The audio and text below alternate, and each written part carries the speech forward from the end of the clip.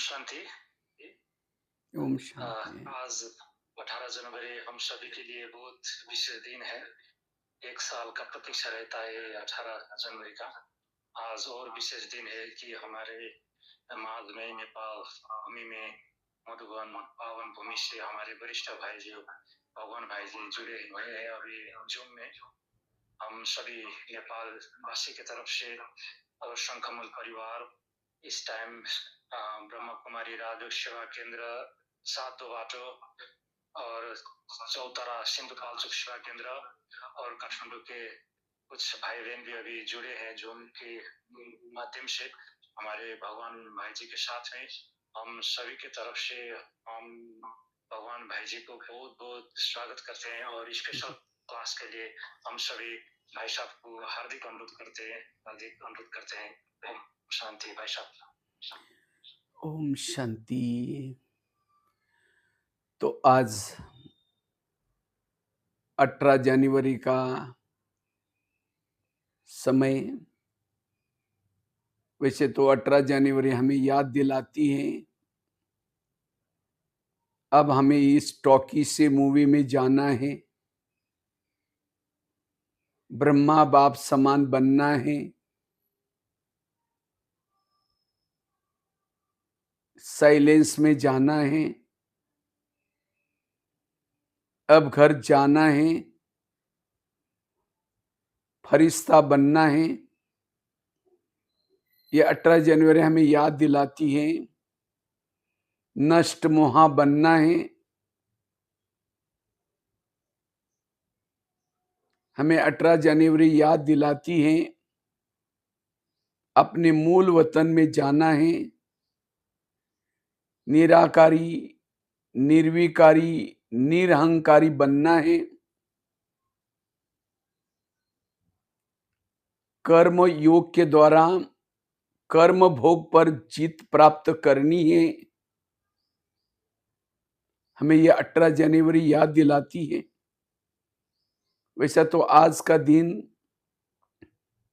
सवेरे से लेकर के सभी को तो शिव बाबा तो याद आ रहे हैं, लेकिन ब्रह्मा बाबा आज के दिन हमें ब्रह्मा बाबा मां के रूप में याद आ रहे हैं।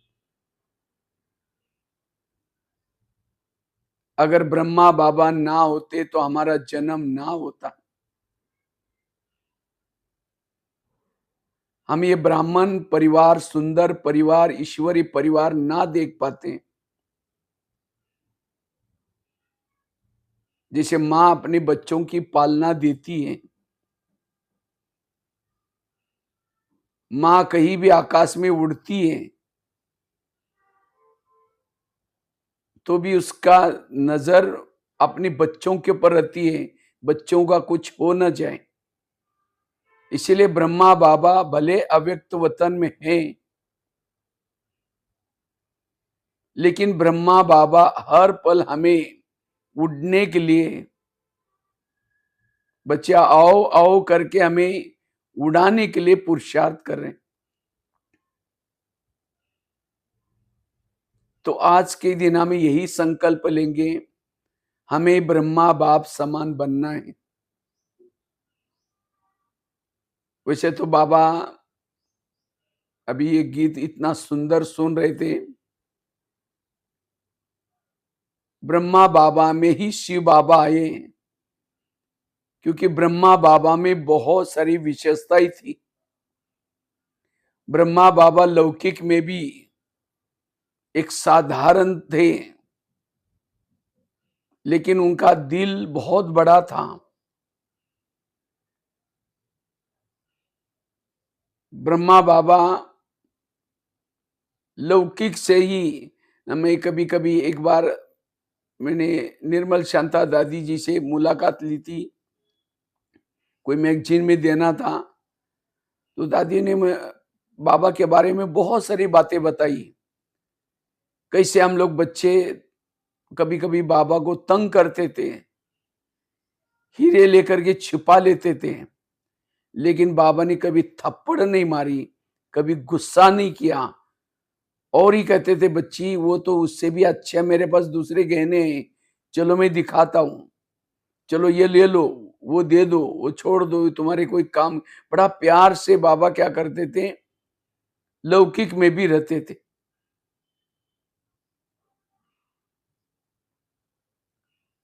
तो ब्रह्मा बाबा लौकिक में भी उनके संस्कार बहुत ऊंचे थे। जैसे शिव बाबा की प्रवेशता हुई, बाबा को अपनी लौकिक सारी बातें, हीरे भी पत्थर के समान दिखने लगे।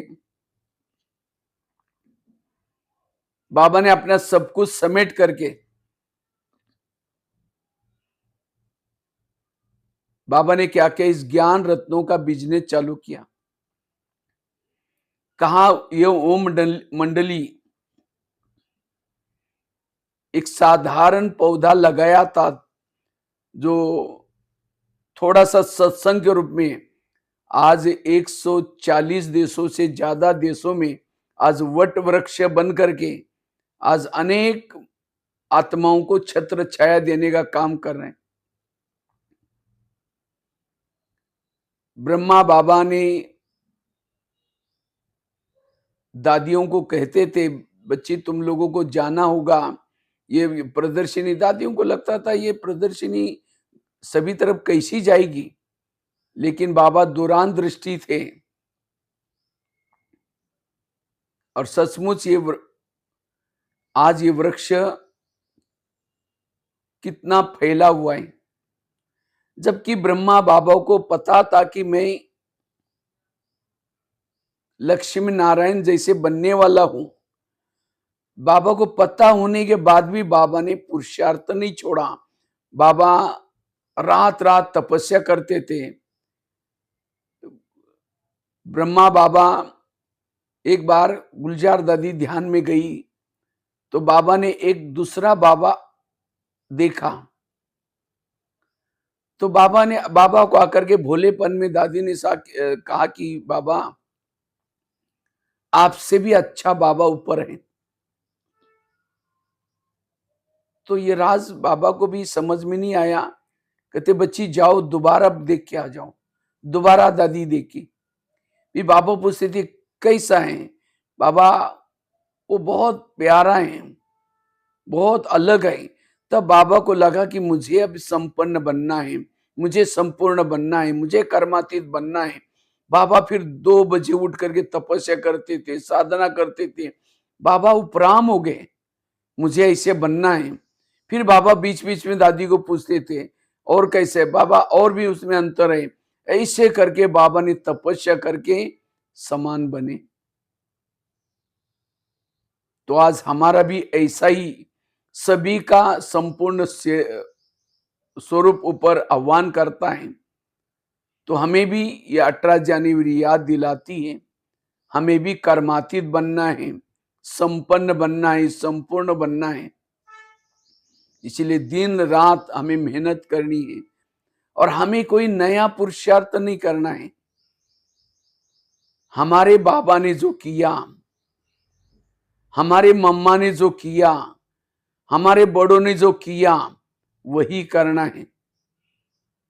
तो ब्रह्मा बाबा साधारण थे, लेकिन इतने ऊंच बाबा पुरुषार्थ के आधार से बने। बाबा का ही रथ क्यों चुना? क्योंकि बाबा अनुभवी थे।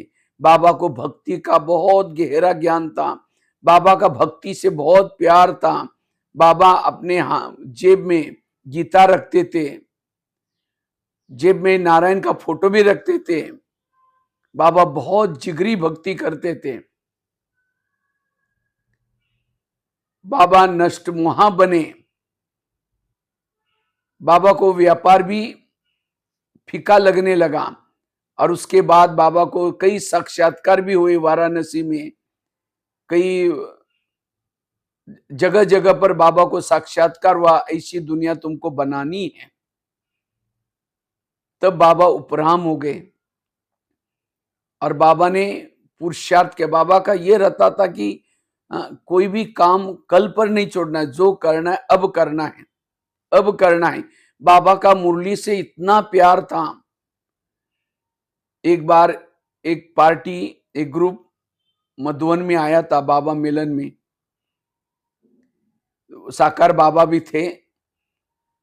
तो फटाफट नहा धो करके बाबा को मिलने के लिए आए। तो बाबा ने उन बच्चों को पूछा, बच्चे आज की मुरली पढ़ी, सुनी? नहीं बाबा, आपसे मिलना था इसीलिए आपके पास जल्दी आए। नहीं बच्चे, जाओ पहले मुरली सुनो, उसके बाद फिर बाबा आपसे मिलेंगे। इतना बाबा का मुरली से प्यार था। बाबा कहते थे, जिसका मुरली से प्यार उसका मुरलीधर से प्यार। और बाबा किसी को परिवर्तन करने के लिए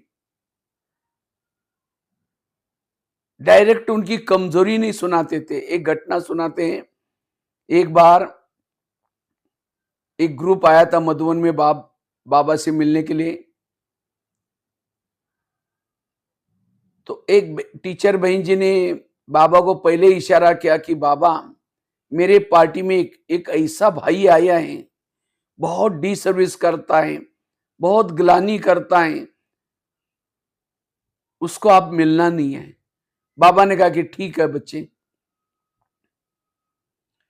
तो जब वो पार्टी आई बाबा से मिलने के लिए, तो उस बहन ने इशारा करके बाबा को बताया कि बाबा वो भाई है, उसको आप मिलना नहीं है। तो बाबा ने कहा कि ठीक है बच्चे। तो जैसा वो भाई नजदीक आया, बाबा ने क्या किया, और ये उसको गोदी में बिठाया। और लच्छू नानी थी बाबा की ब्राह्मणी, कहा कि लच्छू, इस बच्चे, ये बहुत सेवादारी बच्चा है, ये बहुत अच्छा बच्चा है, इसके लिए स्पेशल मैंने गिफ्ट रखे है झोपड़ी में, वो लेके आओ। तो बहन तो लाल पीली हो गई।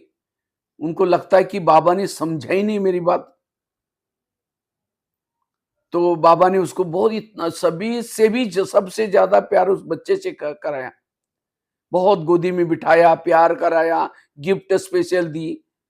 और उसके बाद वो चले गए। जैसे चले गए, वो बहन कहते, बाबा वो तो भाई था जिसको आपने ज्यादा चढ़ा दिया और ही ज्यादा प्यार किया, वो वही तो भाई डी सर्विस करता था। नहीं बच्ची, वो ठीक हो जाएगा। नहीं नहीं बाबा की वो ऐसा नहीं है, ऐसा लायक नहीं है। नहीं बच्ची ठीक हो जाएगा। उसके बाद जब बाबा भी झोपड़ी की तरफ चले गए, पार्टी चली गई, तो भाई इधर उधर से बाबा के पास आया और बाबा को कहता, बाबा आपने इतना मुझे प्यार किया, मैं ऐसा लायक हूं नहीं हूं, मैं ऐसा नहीं हूं। बाबा ने, अब मैं आज से कभी डी सर्विस नहीं करूंगा, मैं चेंज हो जाऊंगा। वो भाई इतना चेंज हो गया। ये है बाबा का सुधारने का तरीका था। बाबा किसी की भी कमजोरी मन में नहीं रखते थे और उस बच्चे को प्यार करके, स्नेह करके, उनको गाली देने वालों को भी गले लगा करके उनकी कमजोरी को बदलते थे। उनको कोई डायरेक्ट कोई बात नहीं बोलते थे, उनको प्यार करते थे, स्नेह करते थे, वो बच्चे बदल जाते थे। जगदीश भाई एक बार आए थे। जगदीश भाई को बाबा ने सारा यज्ञ घुमा कर दिखाया और थोड़ा सा ऊंची पहाड़ी पर चढ़ करके एक उंगली करके दिखाया कि एक झोपड़ी जो दिखती है तुमको, वो बाबा का फ्रेंड है, दोस्त है, बेस्ट फ्रेंड है। उसके बाद जैसे जगदीश भाई रेस्ट वगैरह करके तैयार होकर के फिर बाद में जा रहे थे झोपड़ी में, तो जगदीश भाई को लगा बाबा इतना अच्छा है तो बाबा का दोस्त कितना अच्छा होगा, चलो मैं मिलने के लिए जाता हूं। तो जैसे जगदीश भाई जाने लगे, कोई दादियों ने पूछा, आप कहाँ जा रहे हैं? बाबा के फ्रेंड को, दोस्त को मिलने के लिए। कौन सा? वो झोपड़ी में। नहीं, कहा कि वो बाबा को बहुत गाली देता है, इसीलिए बाबा उसको मेरा बेस्ट फ्रेंड मानता है। वो तो बाबा गाली देने वालों को भी गले लगाते थे, अपकार करने वाले के ऊपर भी उपकार करते थे। बाबा के बहुत ऐसे विशेषता है, बहुत बाबा के गुण थे। और ऐसा बाबा जो आज बच्चों को भी ऐसा बनाता है। लेकिन ऐसा बाबा, बाबा कैसे बना? एक साधारणता से ब्रह्मा कैसे बना?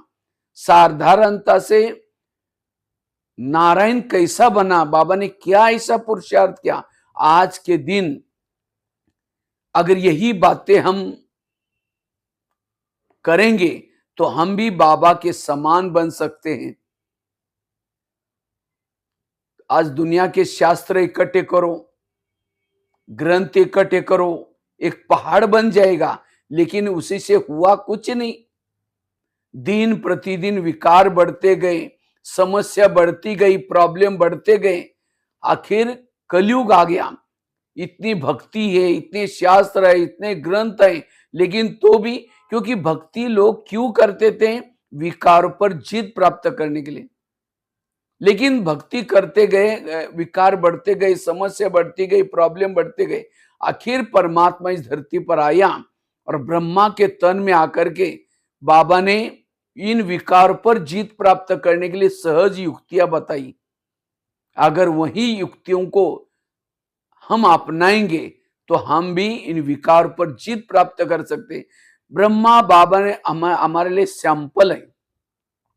वैसे तो दुनिया में कोई परीक्षा होती है, उसमें कॉपी करने के लिए मना होता है, लेकिन इस ब्रह्मा कुमारीज में कॉपी करने के लिए फॉलो फादर, अगर हमें श्री बाबा तो चलो निराकार है, कई बार हम समझते कि निराकार है, उसको तो क्या इस दुनिया में नहीं आता, लेकिन तो आज ब्रह्मा बाबा इसी दुनिया में रहे, इन्हीं लोगों के बीच में रहे, यही खान पान खाया, लेकिन फिर भी बाबा इतने ऊंचे कैसे बने?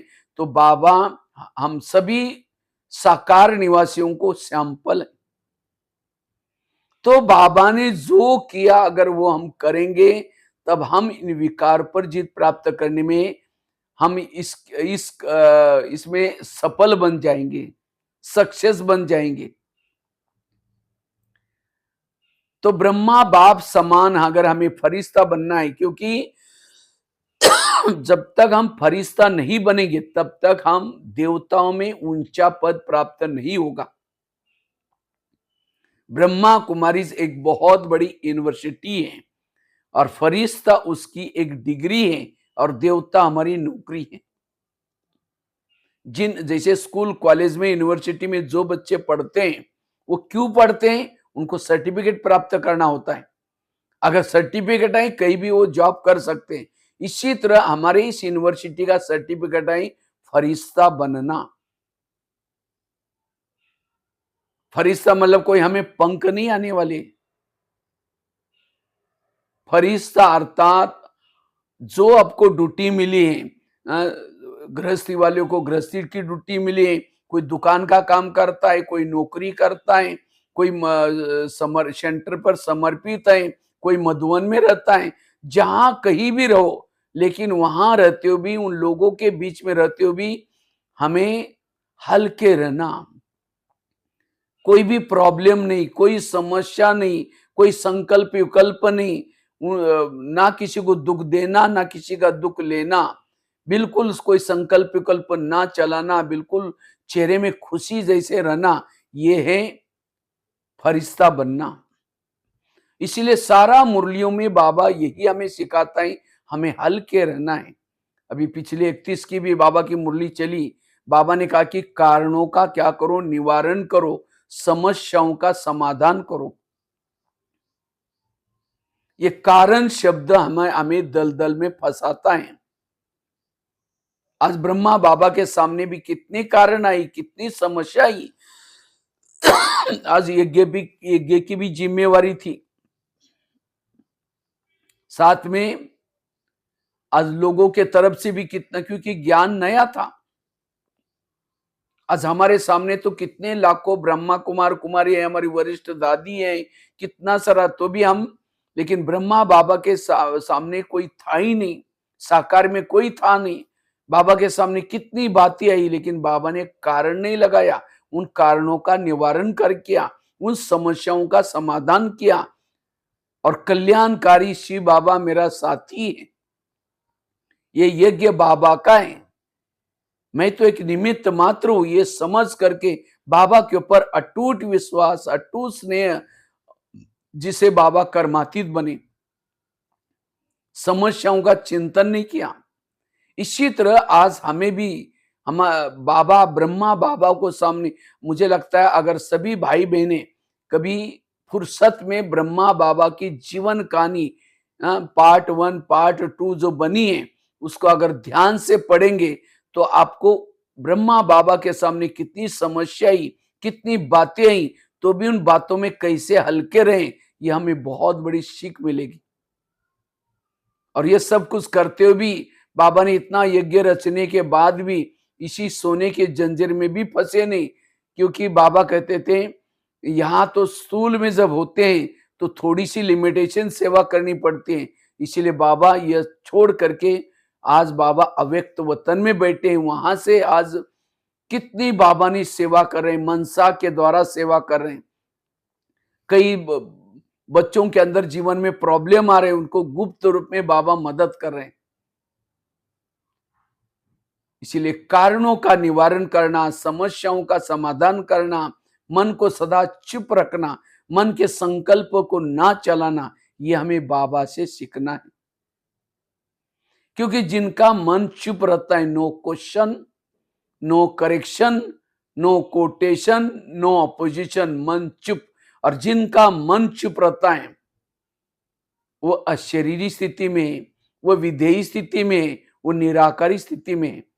ब्रह्मा बाबा ने टोटल जीवन में 2 बातों का पुरुषार्थ किया। अगर आज के इस 18 जनवरी के समय हम भी उस बाबा के समान 2 ही बातें जीवन में करेंगे, तब हम कर्मातीत बन सकते, कर्मेंद्रियजीत बन सकते, कर्मातीत बन सकेंगे।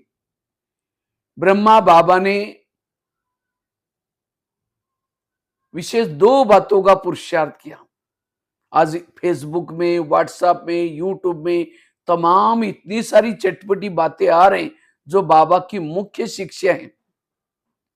मुख्य जो बाबा ने किया था वो आज हम नहीं कर रहे, और इसके कारण आज हमारे जीवन में अलग अलग प्रकार की समस्या आ रही, अलग अलग प्रकार की प्रॉब्लम आ रही, और हम बाप समान नहीं बन पा रहे। इसीलिए आज के दिन हमें और बातों, क्योंकि अभी विस्तार में जाने का समय नहीं है, ये समय है समेटने का, ये समय है कम समय में कर्मातीत बनने का, कर्मेंद्रियजीत बनने का, बाप समान बनने का। क्योंकि यहां जितना बाप समान बनेगा, ब्रह्मा बाबा के समान बनेगा, उतना सतयुग में कृष्ण के नजदीक आएंगे। जैसे बाबा के संस्कार, जैसे बाबा ने जो किया वो करेंगे, तो हम बाप समान जिसको कहते हैं, उतना हम निराकार शिव बाबा के समान बन सकेंगे, उतना हम संगम युग का आनंद ले सकेंगे। तो बाबा ने 2 बातों का विशेष अंडरलाइन में पुरुषार्थ किया। 2 बातें बाबा ने, एक तो आत्मा का पुरुषार्थ किया, मैं आत्मा हूं, जयसोद आत्मा है, ये आत्मा सुनाए। बाबा जगह जगह पर दीवार पर भी लिखना शुरू किया, मैं आत्मा हूं, जयसोद आत्मा है, ये नारायण आत्मा, ये आत्मा, आत्मा आत्मा का पाठ पक्का किया। और दूसरा बाबा ने क्या किया, बाबा की एक डायरी मिली थी, और उसी डायरी में बाबा ने क्या किया था, कर्मेंद्रियों का दरबार लगाया था। रोज अपने कर्मेंद्रियों का बाबा दरबार लगाते थे, और इस 2 बातों के पुरुषार्थ से बाबा नारायण बने। इस ब्रह्मा कुमारी की ये 2 बातें जो बाबा ने की वो बहुत महत्व की हैं, और हमारे पुरानी सारी दादियों ने भी यही पुरुषार्थ किया। एक तो कर्मेंद्रियों का दरबार, और दूसरा निराकारी अशरीरी विधेयी बनने का पुरुषार्थ। तो आज इन 2 बातों के ऊपर हम विशेष अंडरलाइन कर लेते हैं। तब हमने बाबा के समान बनना, अर्थात बाबा के प्रति मेरा कितना प्यार है, तो कैसा पता चलेगा, जो बाबा जो करता है वो करना, यह है बाबा से प्यार।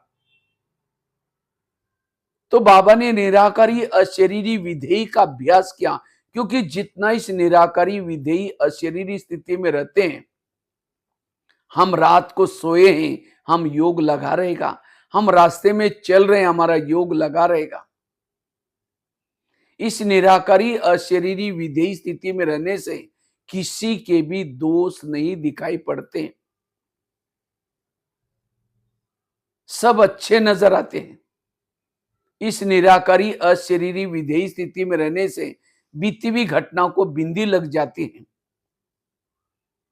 जितना इस निराकारी अशरीरी स्थिति में रहते हैं, हमें अतीन्द्रिय सुख की अनुभूति होती है। जितना इस स्वरूप में रहते हैं उतना हम विकार रूपी भूतों से बच जाते हैं। जैसे पहले जमाने में गांव गांव में बहुत सारे भूत रहते थे, लेकिन आजकल भूतों का नाम निशान खत्म हो गया। क्यों?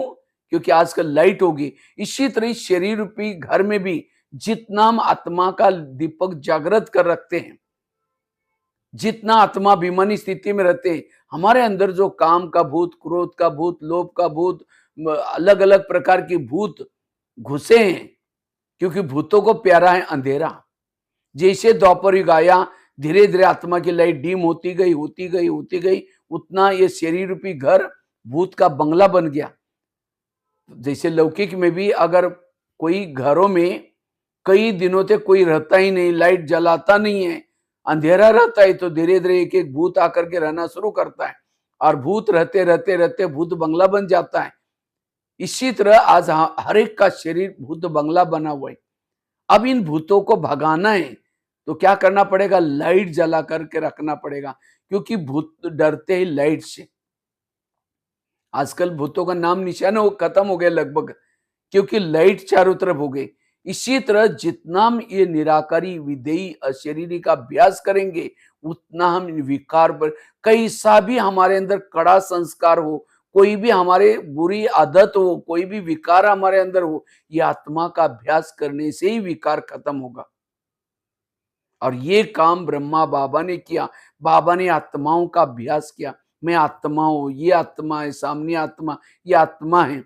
तो हमें भी, और मुझे लगता है कोई भी अगर हम रोज की मुरली पढ़ेंगे, कोई भी मुरली उठाएंगे, मुरली के अंदर रोज बाबा कहते बच्चे आत्मा समझो, बच्चे आत्मा अभिमानी बनो।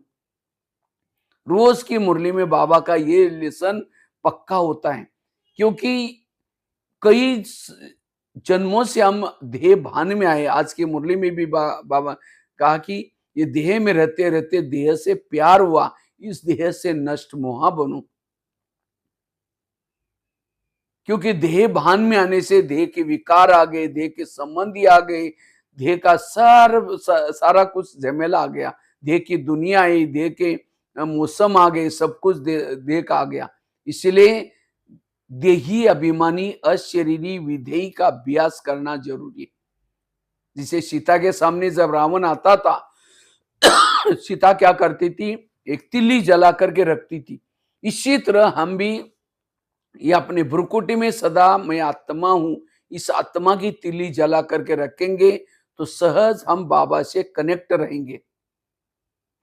निरंतर शिव बाबा हमें याद आएगा।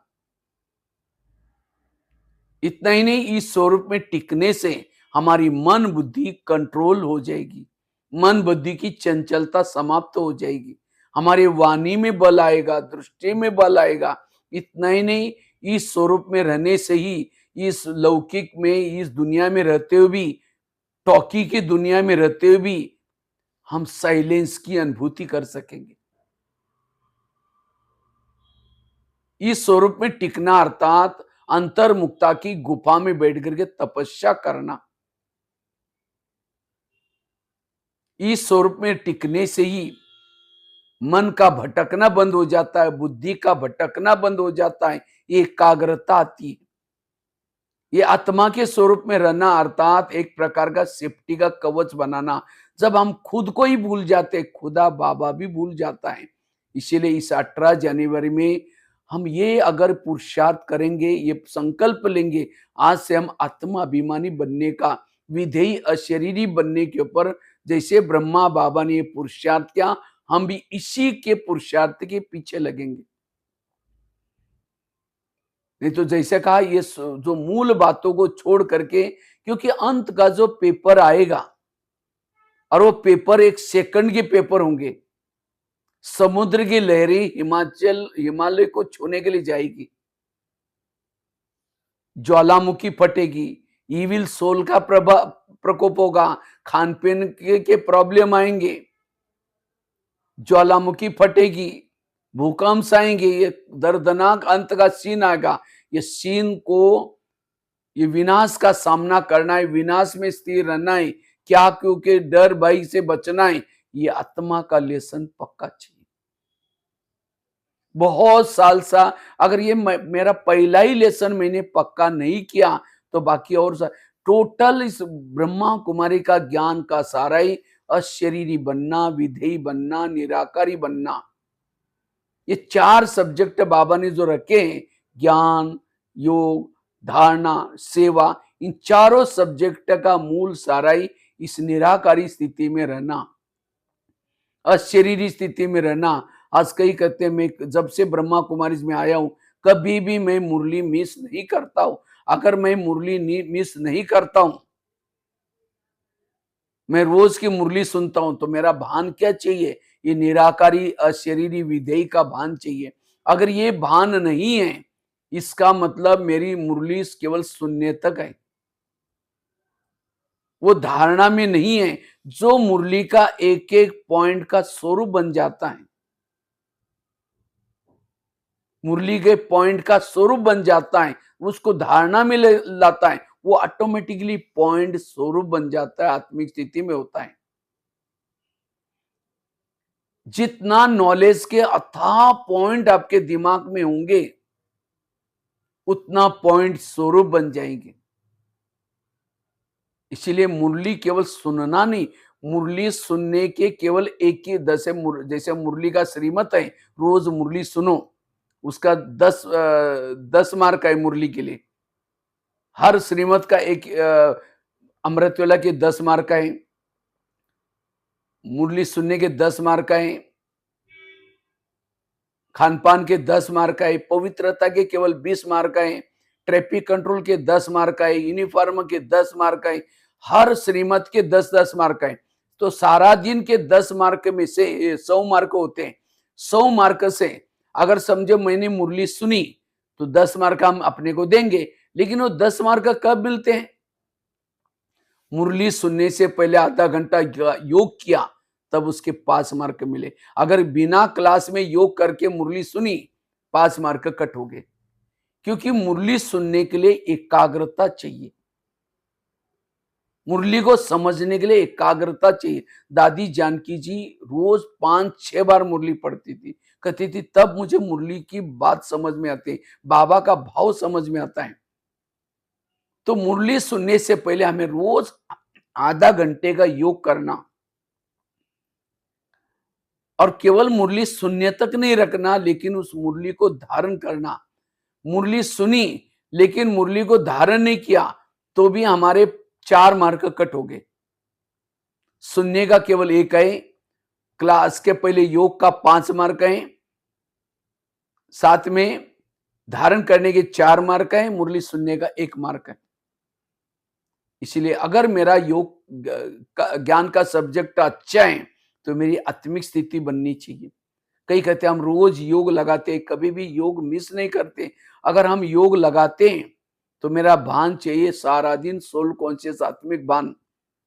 अगर वो नहीं है तो हमारा योग, तो योग में मेरा शरीर बैठता है लेकिन मेरी मन बुद्धि कहीं भटकती है। सचमुच जिसकी मन और बुद्धि बाबा में लग जाएंगी वो आत्मिक स्वरूप बन जाएंगे। आज कई कहते हैं जब से ज्ञान में आए मैंने हर प्रकार की धारणा की, चाहे खान पान की धारणा की, चाहे शुद्ध भोजन की धारणा की, चाहे पवित्रता की धारणा की। अगर ये धारणाएं आपके जीवन में हैं तो आपका भान चाहिए आत्मिक स्वरूप। अगर धारणा करता हूं तो भी मेरा आत्मिक स्वरूप नहीं है, वो धारणा सचमुच दिखावटी है, रियली धारणा नहीं है।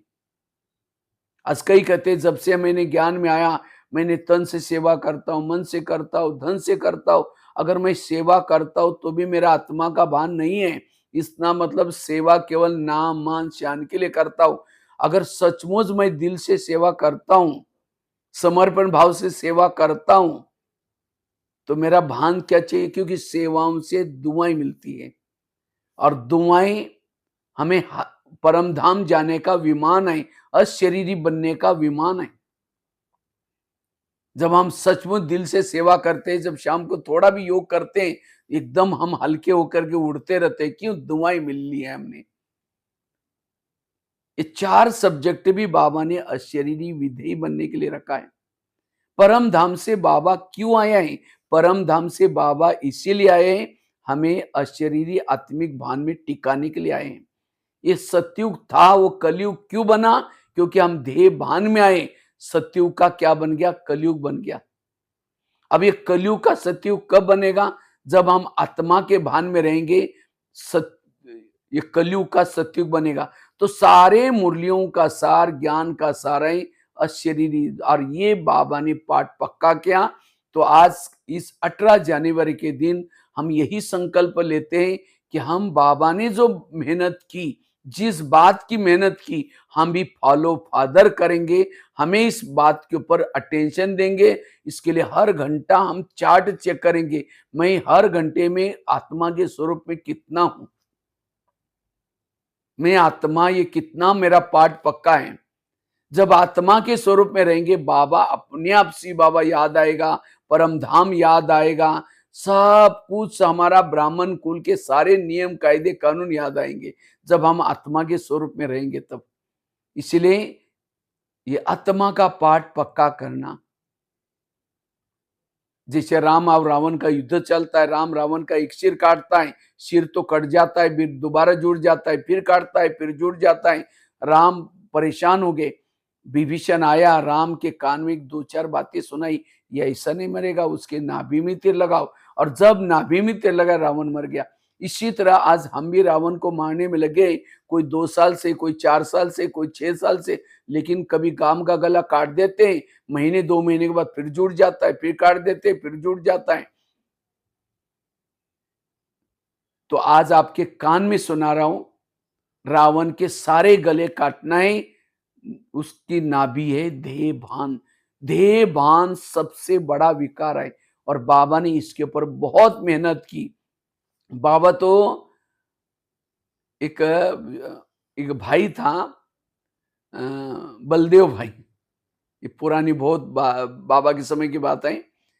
तो एक जगह पर सांप निकला, तो सांप निकला तो बाबा बलदेव भाई को बुला करके कहता है, बलदेव भाई, बच्चा, इस बच्चे को कहीं और छोड़ के आ जाओ। तो सांप को भी बाबा क्या बोल रहे हैं? बच्चा बोल रहे हैं। इतना बाबा का आत्मा का पाठ पक्का हो गया, इस बच्चे को पकड़ करके कहीं और छोड़ दे। तो वो डर रहा था, अरे डरो नहीं, वो बच्चा है, उसको छोड़ के आऊं। अब सचमुच बाबा का डायरेक्शन सुन करके वो भाई ने पकड़ करके बिना डरे वो कहीं बाहर छोड़ दिया। और वो बलदेव भाई सुनाते ही, वो बाबा ने छोटी छोटी बात मुझे सिखाई। तो एक बार वो बलदेव भाई के गले में किसी ने, ये हापुड़ की बातें, हापुड़ का हंगामा जो यज्ञ में आता है, उसमें बलदेव भाई के गले में सांप डाले थे, तो भी बलदेव भाई को उसकी डर नहीं लगी, क्योंकि बाबा ने पहले से प्रैक्टिस कराई थी। तो बाबा का इतना आत्मा का पाठ पक्का किया, जो हर एक को बाबा आत्मा ही देखते थे, और उसी भाव से बाबा प्यार करते थे, स्नेह करते थे। इसी तरह जितना हम आत्मा का पाठ पक्का करेंगे, हर भाई बहनों के प्रति वो कैसा भी हो, लेकिन हमें उनके प्रति प्यार उत्पन्न होगा, स्नेह उत्पन्न होगा, भाईचारा उत्पन्न होगा। तो बाबा ने जो अभ्यास किया था, ये आत्मा का पाठ, आज बाबा नारायण कैसे बने? बाबा ने ये पाठ बहुत पक्का किया। हमें कोई लंबाई चौड़ी बाबा के समय बातें ये नहीं करना है, लेकिन अब समय अंतिम चल रहे हैं। तो बाबा ने जो शॉर्ट में जो पुरुषार्थ किया, कम समय में जो पुरुषार्थ किया, वही पुरुषार्थ हमें भी करना है। अनुभव की अथॉरिटी बननी है। तो इसलिए अशरीरी विधेयी बनने का अभ्यास, इससे हमें अतीन्द्रिय सुख मिलेगा। इस स्वरूप में टिकने से हमारे कोई विकर्म नहीं होंगे, कोई भी विकर्म नहीं होंगे। इतना ही नहीं, जो हमने विकर्म किए हैं वो दग्ध होने की अंदर से प्रक्रिया चलती रहेगी। इस स्वरूप में टिकने से मन के अंदर एकाग्रता आती है, अंतर्मुक्ता आती है। इतना ही नहीं, इस आत्मा के स्वरूप में टिकने से हमारे अंदर सहन शक्ति, धैर्यता, सत्यता, भाईचारा, तमाम सारे गुण हमारे अंदर आते हैं। कई कहते हैं मुझे सहन ही नहीं होता। अगर उस व्यक्ति को सहन नहीं होता, वो देह भान में है। कई कहते मेरे संस्कार ही नहीं बदलते। संस्कार बदलने का पुरुषार्थ नहीं है, पुरुषार्थ है निराकारी अशरीरी बनने का। जैसे बीज बोया ही नहीं, पानी दिया ही नहीं, वृक्ष आएगा नहीं, वृक्ष नहीं होगा तो फल कहां से लगेंगे। इसी तरह मैंने अशरीरी विधेय का अभ्यास किया ही नहीं, तो मेरे जीवन रूपी वृक्ष में नम्रता, धैर्यता, सहनशीलता, ये गुण रूपी फल कैसे लगेंगे। इसीलिए गुणों का पुरुषार्थ नहीं, पुरुषार्थ है अशरीरी बनने का, पुरुषार्थ है विधेयी बनने का। इसीलिए बाबा कहते बच्चे इसका पुरुषार्थ करो, इस विधेयी स्थिति का अभ्यास करो। मैं आत्मा हूं, मैं आत्मा चल रही हूं, मैं आत्मा हूं। निराकारी का अभ्यास। तो इस दुनिया में रहते हुए भी हम फरिश्ता की स्थिति की अनुभूति करेंगे, हम न्यारे बन जाएंगे, बाबा के प्यारे भी बन जाएंगे। इसीलिए ब्रह्मा बाबा के समान बनने के लिए आज के दिन हम संकल्प लेते हैं, मैं आत्मा का पाठ पक्का करूंगा। इसके लिए 6-7 स्वरूपों का अभ्यास, उसके लिए निरहंकारी बनने की आवश्यकता है। जैसे ब्रह्मा बाबा निरहंकारी थे। एक बाबा की घटना याद आई। एक बार बाबा ने बनियान पहना था और सिर को कुछ टॉवेल लपेटा था, निक्कर पहनी थी और गोबर का उपले बना रहे थे, क्योंकि यज्ञ में पहला खाना अंगूठी में बनता था, उसमें उपले डालते थे, वो गोबर का बनाया जाता है, उसको डालते थे। तो बाबा वो बना रहा था, बना करके दीवार पर चिपका रहा था। इतने में एक दादी जी आई, कहा कि बाबा एक वीआईपी आपसे मिलने के लिए आए, आप जल्दी जल्दी तैयार होकर के कपड़े चेंज करके हाथ धुलाई करके आप ऑफिस में आएंगे, वो आपको इंतजार करें। तो बाबा कहते बच्चों को यहीं भेज दो। कहा कि बाबा वो वीआईपी है, वो आपको इस ड्रेस में दे करके, इस अवस्था में दे करके क्या सोचेंगे, संस्था का ऐसा है। नहीं नहीं, बच्चों को यहीं भेज दो। अब 3-4 बार दादी ने तो समझ बताया, लेकिन बाबा वो बच्चों को ये, तो सीधा वो वीआईपी को बाबा के पास भेजा। जैसे बाबा को देखा वो वीआईपी क्या देखता है, विष्णु चतुर्भुज खड़े हैं, एक हाथ में चक्र घूम रहा है, दूसरे हाथ में गदा है, एक हाथ में कमल है, तीसरे हाथ में शंख है, विष्णु चतुर्भुज। कुछ समय के बाद क्या वो वीआईपी देखता है, एक बुजुर्ग व्यक्ति गोबर का उपला घुमा रहा है, ऐसा ऐसा करके घुमा करके दीवार को चिपका रहा है। कुछ समय देखता है विष्णु चतुर्भुज, कुछ समय तक एक बुजुर्ग व्यक्ति उपला बना रहे। तब समझ गया वो वीआईपी कि बाबा कोई साधारण नहीं है, ये बाबा विष्णु चतुर्भुज है। बाबा के चरणों में पड़ा और पूरा परिवार के सहित ब्रह्मा कुमारी में समर्पित हो गए। ये है बाबा की निरहंकारिता। हम कितने बड़े हैं, साधारण कर्मों से भी हम अपना स्वरूप दिखा सकते हैं। तो ये जो सेवा आज हमें मिली है, यज्ञ की सेवा करना, ये सेवा किसी लिए, हमारे अंदर का ईगो अभिमान को खत्म करने के लिए। आज कोई सेंटर पर कोई बहनें कहते माता जी थोड़ा झाड़ू लगाओ ना, कहते बहन जी हम इतने बड़े घर के हैं और अगर ये झाड़ू लगाएंगे तो मुझे लोग क्या बोलेंगे, क्योंकि मैंने घर में इधर का लोटा इधर भी नहीं उठाकर रखती, मैं कुछ नहीं करती हूँ, सारे मेरे नौकर करते और मैं यहाँ कैसे करूं। ये भी अभिमान है। बाबा ने अभिमान को तोड़ने के लिए, अब दादियों को देखो, गुलजार दादी को साइकिलिंग रिपेयरिंग करने की सेवा दी थी। जो हमारी दादी निर्मल शांता थी, बाबा की, ब्रह्मा बाबा की बेटी, बाबा ने उनको मोची का काम दिया, आपको सबके लिए जूते सिलाई करने हैं। कहते बाबा मैं जूते कैसे ठीक करूं। बाबा कहता है एक मोची जितनी तुमको अक्ल नहीं, तो विश्व के राजा कैसी लोगी। तो ये जो हमको सेवा मिलती है, किसी लिए मिलते हैं, हमारे अंदर का अभिमान, मैं कौन से पोजीशन में हूं, मैं क्या पोस्ट में, नहीं, मैं एक आत्मा हूं, मैं आत्मा हूं। तो ये निरहंकारी अवस्था चाहिए।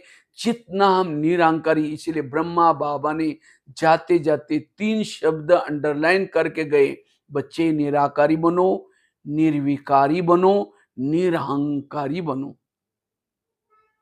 आज कई बार चलते चलते हमारे अंदर का ईगो डेवलप होता है, अभिमान आता है, कोई कलाओं का, कोई विशेषता का, कोई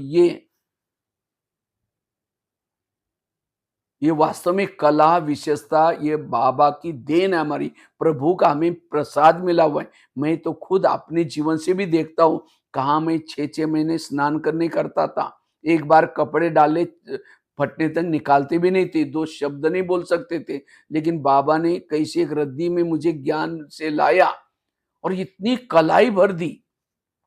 जब कभी मैं पाठशाला में जाता था, फटा हुआ कुर्ता पहन करके ऐसा पकड़ करके जाता था, तो कई बार बहनें कहती थी, बच्चा ये रोज आता है, पता नहीं सत्युग में जाएगा नहीं जाएगा, ये कुछ बोलता भी नहीं शब्द, कुछ करता भी नहीं। लेकिन बाबा ने कोई ऐसी कलाई भर दी, कभी कभी मेरे को भी डाउट आता था, ये ब्रह्मा कुमारी में तो बहुत बड़े बड़े लोग आते हैं ना, ये पैसे का भी दान करते हैं, मैं तो कुछ करता नहीं, शायद भगवान भाई कोई और होगा, वो आने के बजाय मैं ही शायद आया हूँ। कोई बात नहीं, जब तक ये मना नहीं करते तब तक आते रहेंगे। तो एक बार मैं मधुबन में आने के लिए बहन जी को कहा कि बहन जी मुझे मधुबन में आना है। कहते तुम गरीब बच्चा वहां जाकर करोगे क्या, तुमको क्या आता है? और सच में मेरे को कुछ आता ही नहीं था, लेकिन बाबा ने इतनी कलाई भर दी, आज देखो कहाँ से कहाँ पहुंचा यहाँ।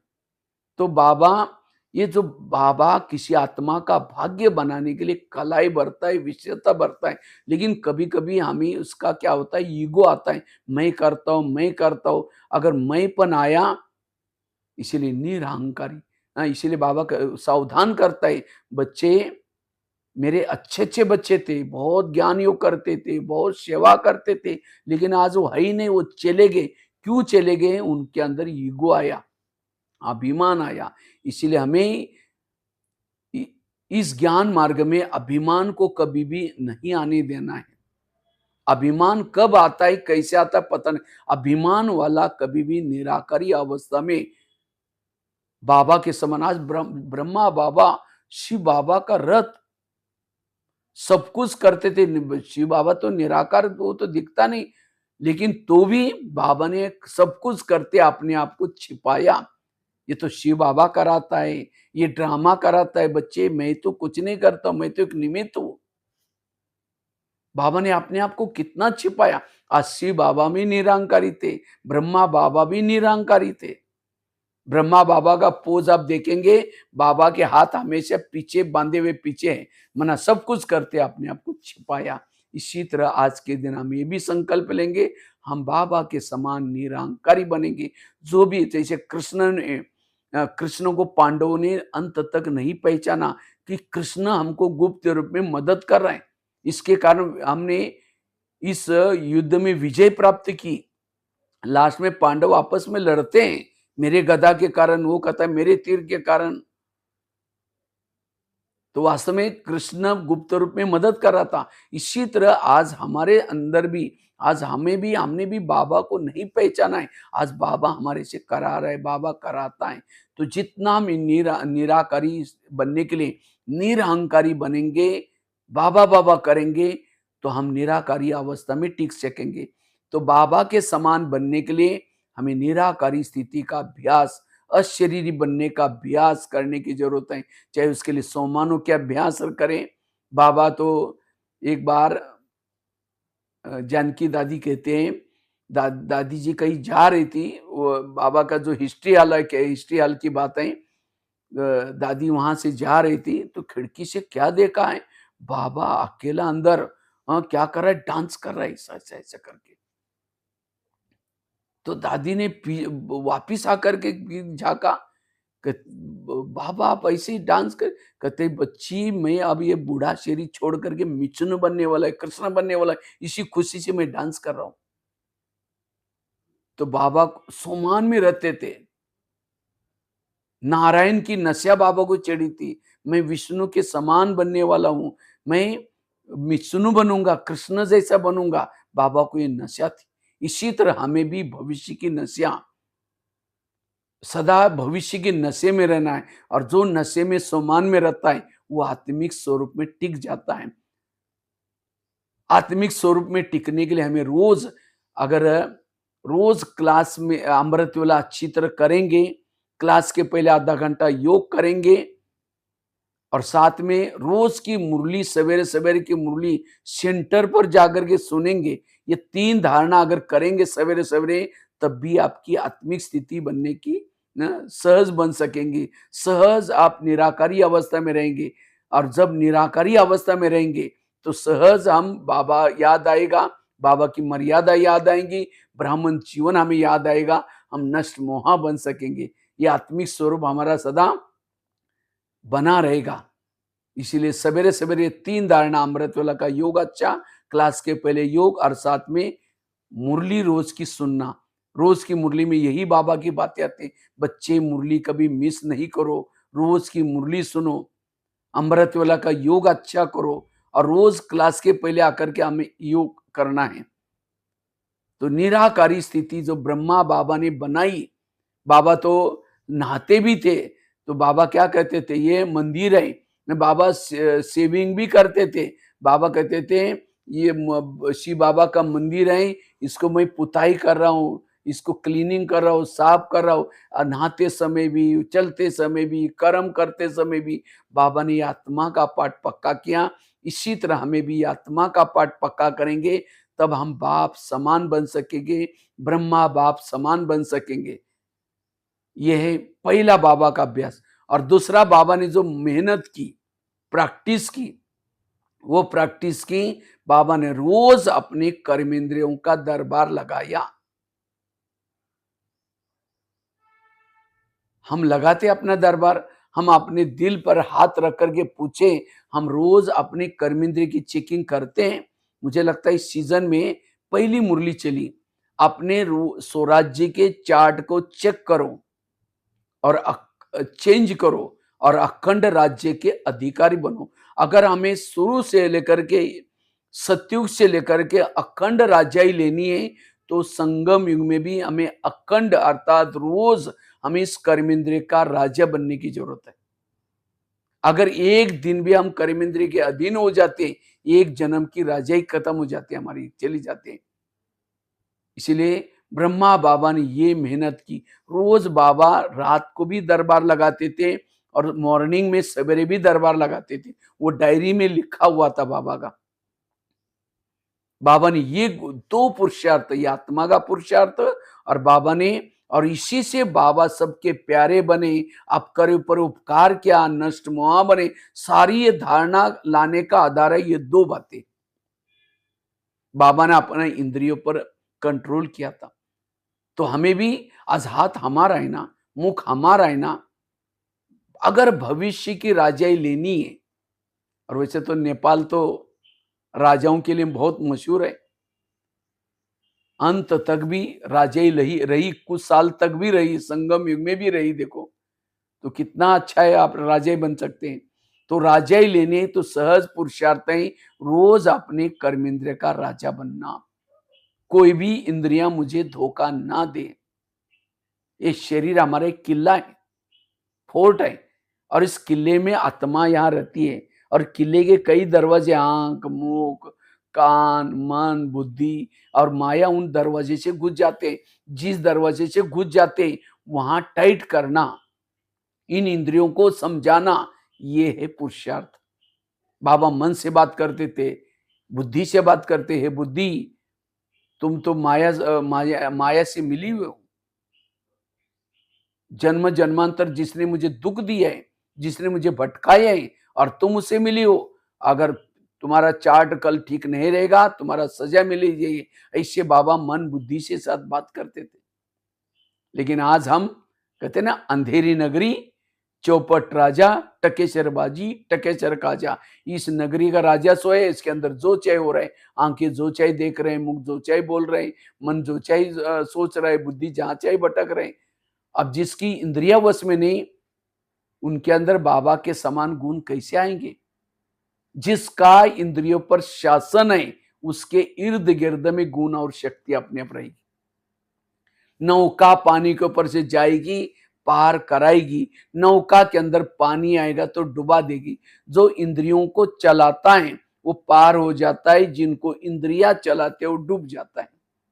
इसीलिए स्वराज्य अधिकारी स्थिति का पुरुषार्थ जितना स्वराज्य अधिकारी बनेंगे उतना मायाजीत कर्मेंद्रजीत बन सकते हैं। तो आज का ये अव्यक्त स्मृति दिन हमें ये याद दिलाता है बाबा के समान आप भी ऐसा पुरुषार्थ करो, क्योंकि बाबा की स्मृति से हमारे अंदर समर्थी आती है। स्मृति दिवस अर्थात समर्थ बनना, और समर्थ बनने का आधार है, शक्तिशाली बनने का आधार है ये स्वराज्य अधिकारी। स्वराज्य अधिकारी से हम समर्थ बन जाएंगे। नहीं तो आज का दिन स्मृति दिन मनाया, साइलेंस में रहें, फिर कल से कल इंद्रियों पर शासन नहीं है, तो फिर वही। तो रोज का मेरा स्मृति दिन रहे, समर्थ रहे। इसीलिए हमें क्या करना है, ब्रह्मा बाप समान रोज हमें कर्मेंद्रियों का दरबार लगाने का पुरुषार्थ करना है। जिसको ही बाबा एक शब्द में कहते हैं, बच्चे चैरिटी बिगिंस एट होम। तुम अपने घर को सुधारो। घर मतलब लौकिक नहीं, ये शरीर आत्मा का सबसे पहला घर है। तो क्या इस घर में रहने वाले सब ज्ञान में चलते हैं? आज हम कई माताएं कहते हैं मेरा बच्चा को मुझे ज्ञान में चलाना है, बाबा कहते हैं चैरिटी। वो घर वालों को बाद में सुनाओ, सबसे पहले शरीर पे घर में रहने वाला का कोर्स कराओ। आंखों का कोर्स करो, मुख का कोर्स करो, कान का कोर्स करो, मन का कोर्स करो, बुद्धि का। जब ये कोर्स करके ज्ञान में चलेंगे, श्रीमद् प्रमाण चलेंगे, तो आपके अंदर परिवर्तन दिखाई पड़ेगा। अपने आप घर वाले ज्ञान में चलेंगे, लोग कहेंगे, बाबा कहते हैं आगे चल करके मेरे बच्चों के चेहरे और चलन सेवा का साधन बन जाएगा। कौन सा चेहरा? जिसकी इंद्रिया जिसके वश में है, उसके चेहरे में खुशी होगी, रॉयल्टी होगी, उदारता होगी, और वो चेहरा फिर सबका सेवा करने का साधन, ज्ञान सुनाने की। जिसको ही बाबा कहते हैं कि अनुभव की अथॉरिटी बनो। अनुभवी वही बन सकता है जिसने इंद्रियों पर शासन किया है। इसलिए हमें रोज एक एक इंद्रियों पर शासन करने की जरूरत है। मेरी आंखों के पर शासन, मन के ऊपर शासन, चैरिटी बिगिंस एट। जिसको बाबा कहते हैं सो परिवर्तन मतलब बैज पहन लिया, सफेद ड्रेस पहन लिया, ये हो गया ऊपर का परिवर्तन। सो परिवर्तन मतलब हर इंद्रियों को ज्ञान युक्त बनाना। तो क्या आंखें ज्ञान में चलती है? अगर आंखें ज्ञान में चलती, जैसा योग में बैठ गए आंखें बंद हो जाती, और मोबाइल में कोई गलत चीजें देखते रात को 12 बजे, बंद नहीं होती, इसका मतलब आंखें ज्ञान में नहीं है। अगर ज्ञान में होती तो मोबाइल के गलत चीजें देखती नहीं है, और योग में तो बिल्कुल एक्टिव होकर के, अलर्ट होकर के अपनी ड्यूटी करती। क्योंकि हमने रात को 10 बजे से सवेरे 5 बजे तक तो उसको छुट्टी भी दिया था, लेकिन ड्यूटी के समय सो जाए, ये कैसे हो सकता है? जैसे प्रधानमंत्री अपने स्थान पर शांति में कुर्सी पर तब बैठेंगे जब उसके पार्टी के सारे लोग अपनी ड्यूटी एक्यूरेट करेंगे। एक ने गलत काम किया, उनकी नींद पीट जाती है। इसी तरह आत्मा शांति में भ्रुकुटी में तब बैठते हैं जब हर इंद्रिया अपनी अपनी ड्यूटी एक्यूरेट करते हैं। अगर कान ने गलत सुन लिया, आत्मा की नींद फिट गई। मुख ने किसी का अपमान किया, आत्मा की नींद फिट गई। आंखों ने गलत देख लिया, आत्मा की नींद फुट गई। मन ने गलत सोच रहे, आत्मा की नींद फिट गई। इसीलिए हर इंद्रिया मेरी एक्यूरेट ड्यूटी करती हैं। हमारे सफल इस ज्ञान मार्ग में अकेले मत चलो। इस ज्ञान मार्ग में अपने इंद्रियों का भी सहयोग लो। जब तक इंद्रिया सहयोगी इस युद्ध में नहीं देगी, तब तक हम विजयी सफल नहीं बनेंगे। और ब्रह्मा बाबा ने ये किया, अपने इंद्रियों को साथी बनाया, और इसीलिए बाबा नारायण बने। लेकिन आज हम इनका सहयोग नहीं लेते, फिर कहते ये कारण हो गया, ये समस्या होगी, ये प्रॉब्लम। ये समस्या ये प्रॉब्लम क्यों आते? कर्मेंद्रियों की अधीनता के कारण। इसलिए एक एक मेरी इंद्रिया रोज, आज से सवेरे का भी चार्ट चेक करना है, और शाम को रात को सोने से पहले भी चेक करना है, और कोई भी बातें अंदर ना घुसे। स्वराज्य अधिकारी बनना, एक एक इंद्रियों पर शासन करना। जैसे कृष्ण जब रथ में बैठता है, पहले घोड़ों को प्यार करता है, थपथपाता है। क्यों? घोड़े अगर जाकर के दुर्योधन के सामने गिर जाएंगे, पराजय हो जाएंगे।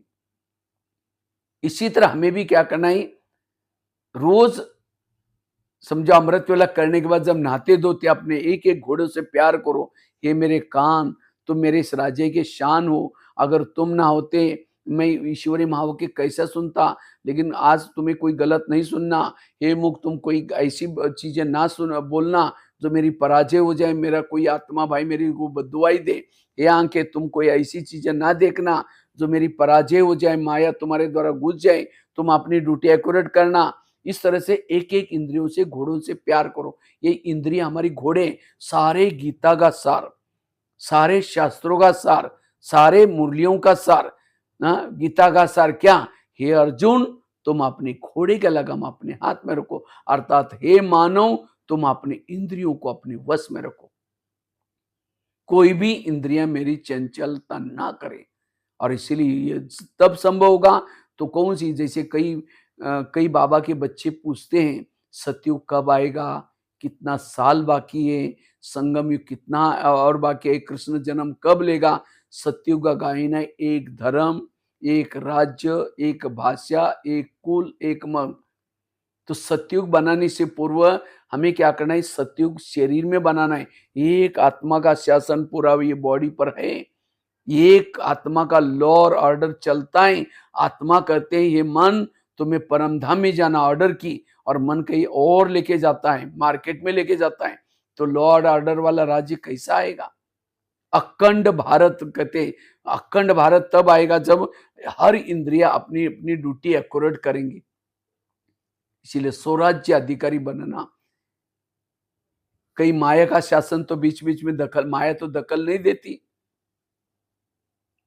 इसलिए स्वराज्य, इस सृष्टि पर वही शासन करता है जिसने शरीर रूपी दुनिया पर शासन किया है।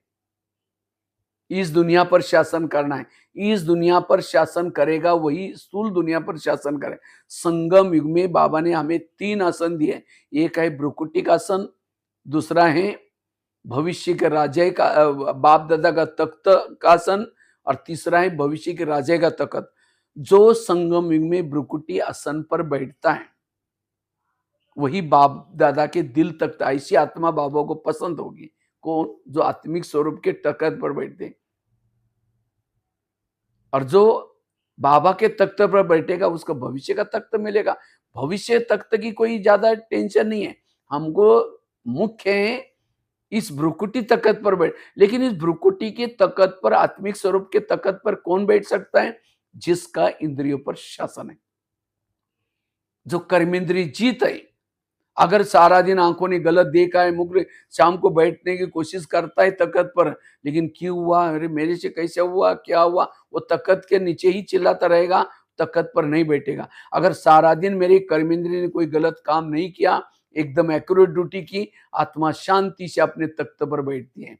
और जब वो तख्त पर बैठते हैं तो बाबा के तख्त पर बैठेगी।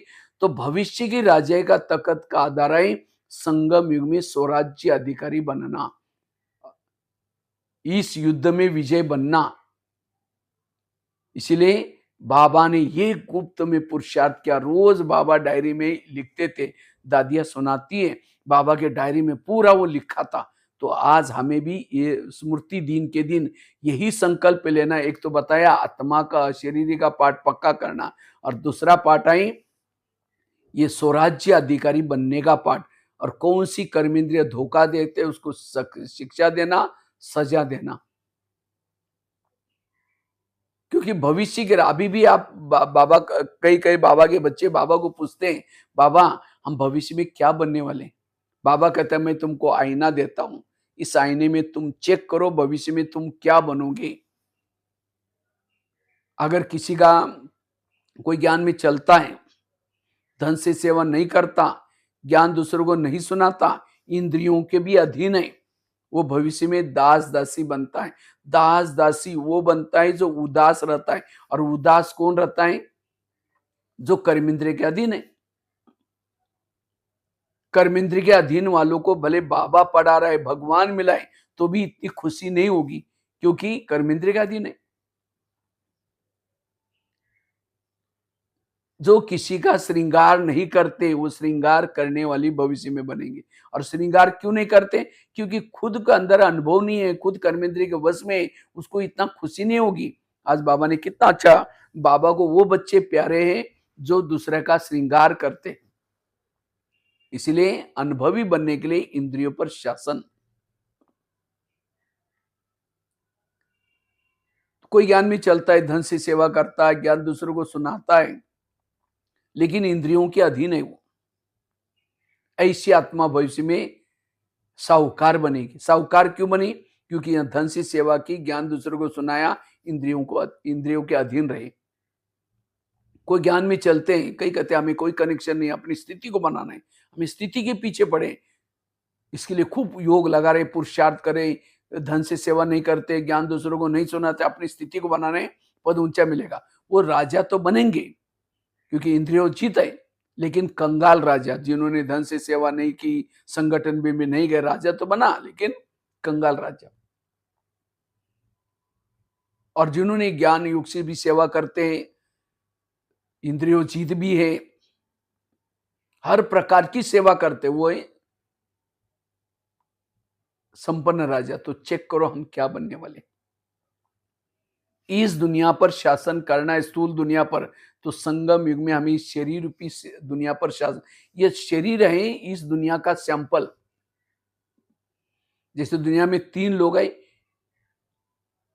शरीर में भी 3 लोग, यहाँ आत्म लोग। दुनिया 5 तत्वों की बनी है, शरीर भी 5 तत्वों का बना हुआ है। दुनिया में 950 करोड़ लोग रहते हैं, 950 करोड़ लोग रहते हैं। शरीर में भी 950 करोड़ सेल्स है, सेल्स बना हुआ, सेल्स से शरीर चलता है। दुनिया में 70% पानी है, शरीर में भी 70% पानी है। तो इस दुनिया का ये सैंपल, इसके ऊपर, इसीलिए बाबा कहते हैं सो परिवर्तन करो, बाकी विश्व अपने आप बदल जाएगा, दुनिया अपने आप बदल जाएंगी। इसीलिए आज के दिन जैसे ब्रह्मा बाबा ने ये मेहनत की है, और इसी से बाबा के अंदर सारी जो क्वालिटी आई, चाहे आपका ऊपर उपकार किया, चाहे निरहंकारिता, चाहे निश्चय बुद्धि, ये सारे गुण आने का आधार रहा बाबा ने ये अभ्यास किया। तो हमें भी यही अभ्यास करना, यही वास्तव में गीता है। आज कर्ण महाभारत का बहुत होशियार था, लेकिन कर्ण युद्ध में असफल बना। क्यों? उसके रथ ने उसको धोखा दे दिया। इसी तरह ज्ञान में हम बहुत होशियार है, लेकिन अगर इंद्रियों पर शासन नहीं, तो यही इंद्रिय हमको धोखा देगी, असफल हो जाएंगे। इसलिए हमें स्वराज्य अधिकारी बनने का पुरुषार्थ, ये हमारा एक गीत भी है ना, सुखी है राजा सुखी है प्रजा। कौन सुखी है? जो भ्रुकुटी आसन पर बैठ करके हर इंद्रियों पर जीत प्राप्त करता है। और भी एक गीत है, भ्रुकुटी आसन पर हम आत्मा शासन करे राज्य करे।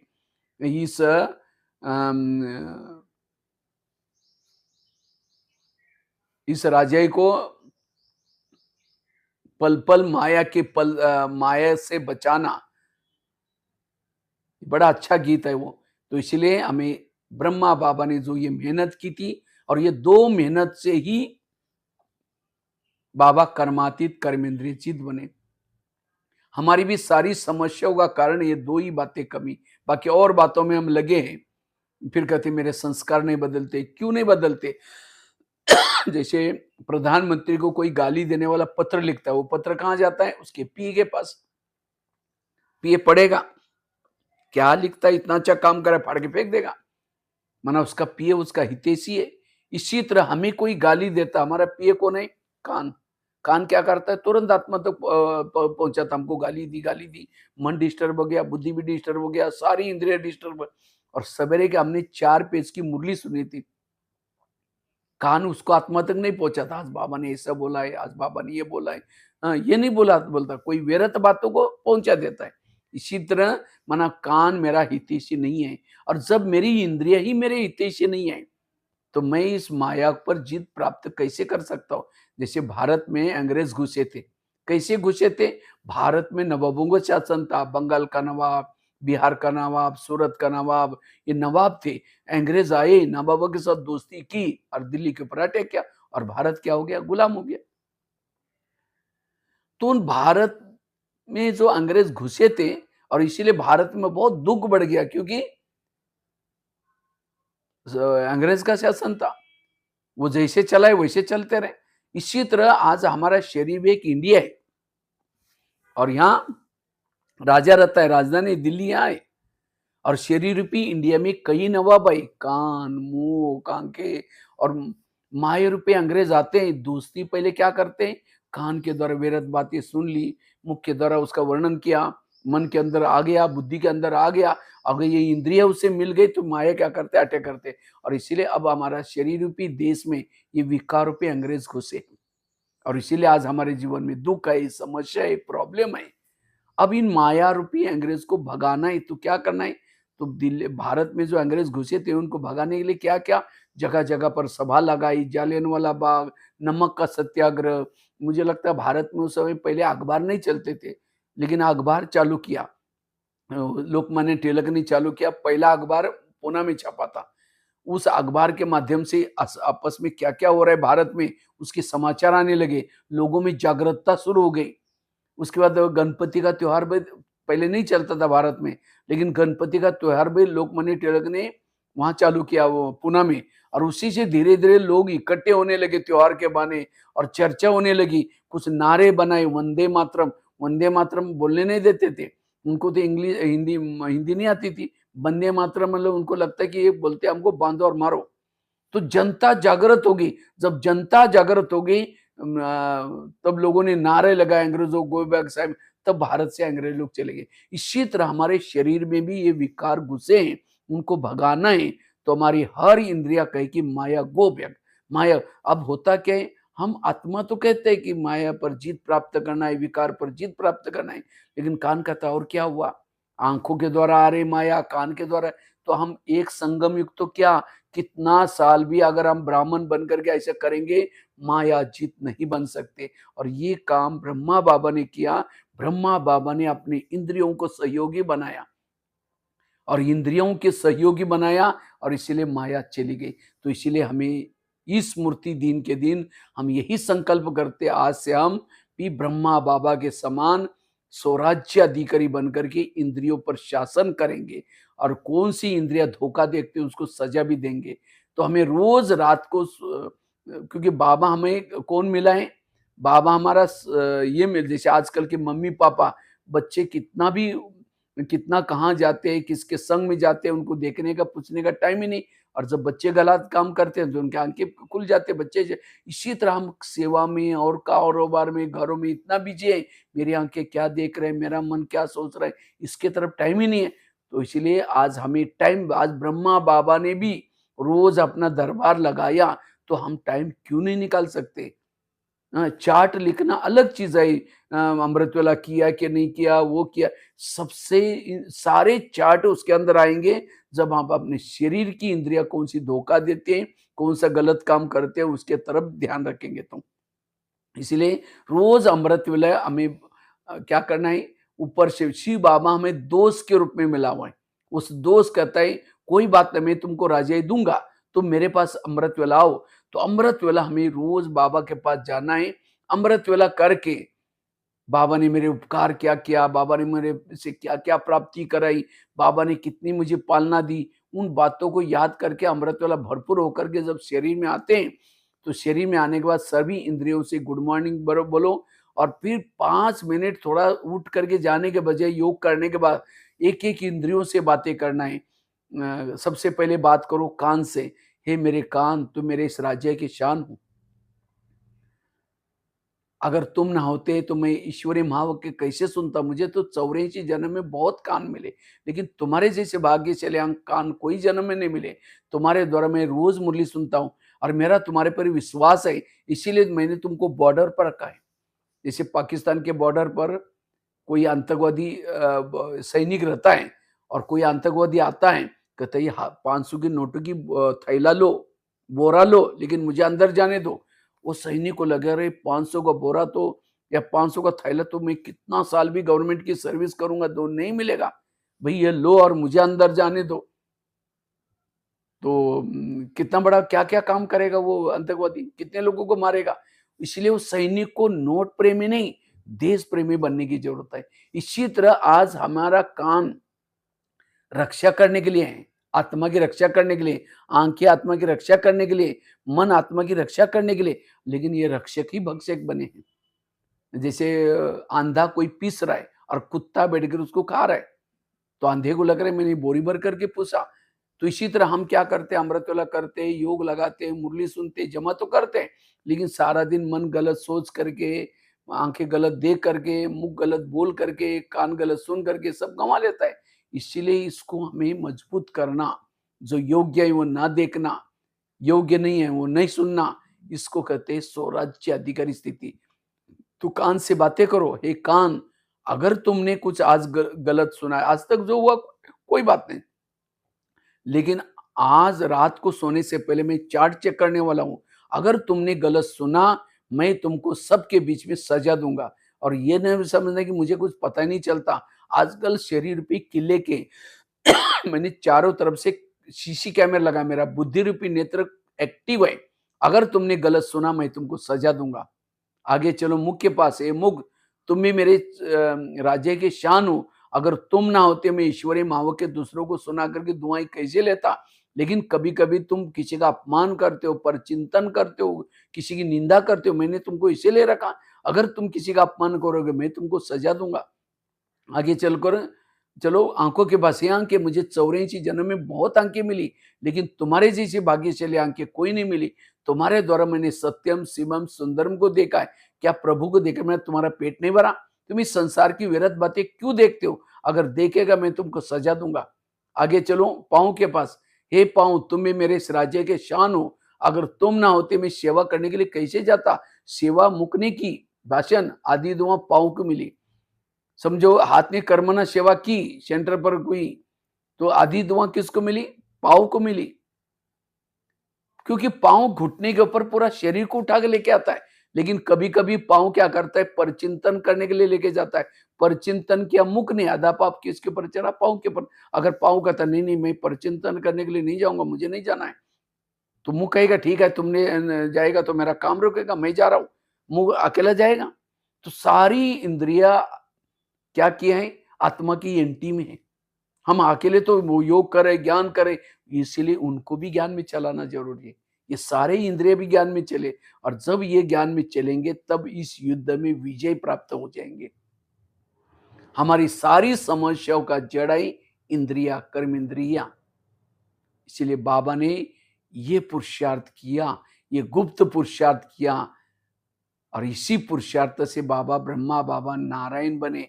तो हमें ये पुरुषार्थ करना है, अन्यथा इस युद्ध में विजय के बजाय बीच बीच में पराजय प्राप्त होगा।